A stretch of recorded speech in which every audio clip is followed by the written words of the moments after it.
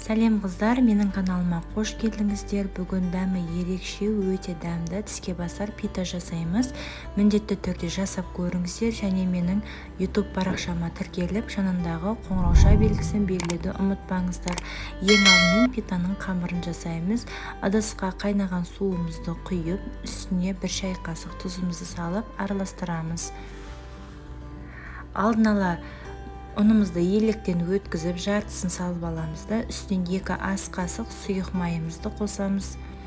Тағы да үстінен ұнымыздың қалған бөлігін осылай електен өткізіп, жұмсақ етіп қамыр илейміз.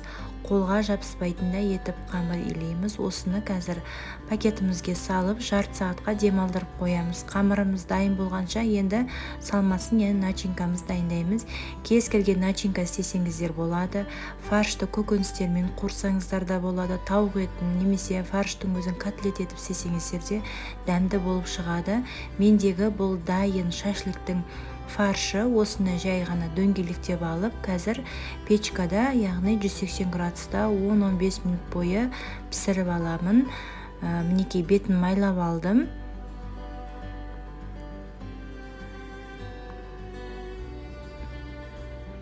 Енді котлеттеріміз пісіп дайын болғанша қамырымызды тағы да бір рет осылай қолымызбен бір қайтара илеп жібереміз де 1-5 минутқа демалдырып қоямыз. Енді қызанақтарымызды кесіп қоямыз.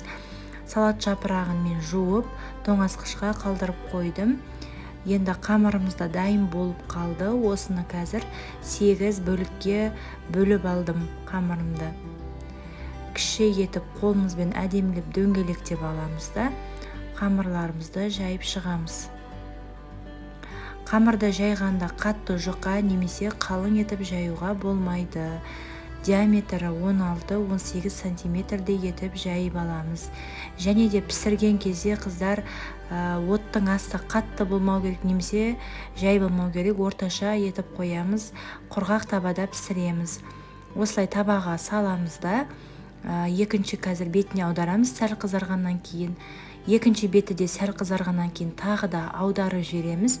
Сол кезде қамырымыз осылай көтеріліп, іші ісу керек. Міндетті түрде осылай көтерілу керек, сонда қамырдың ортасына начинка салатындай болады. Мінекей қазір көрсетейін, қамырларымыз піскеннен кейін кескен кезде ортасы осындай болып тұрады. Ал егер де қамырларыңыз көтерілмесе, бұндай болып шықпайды қыздар. Енді ортасына начинкамызды саламыз. Пита дайын қыздар. Видеоны соңына дейін қараған болсаңыздар, лайк басып комментарий қалдыруды ұмытпаңыздар. Міндетті түрде жасаңыздар. Барлықтарыңызға ас болсын.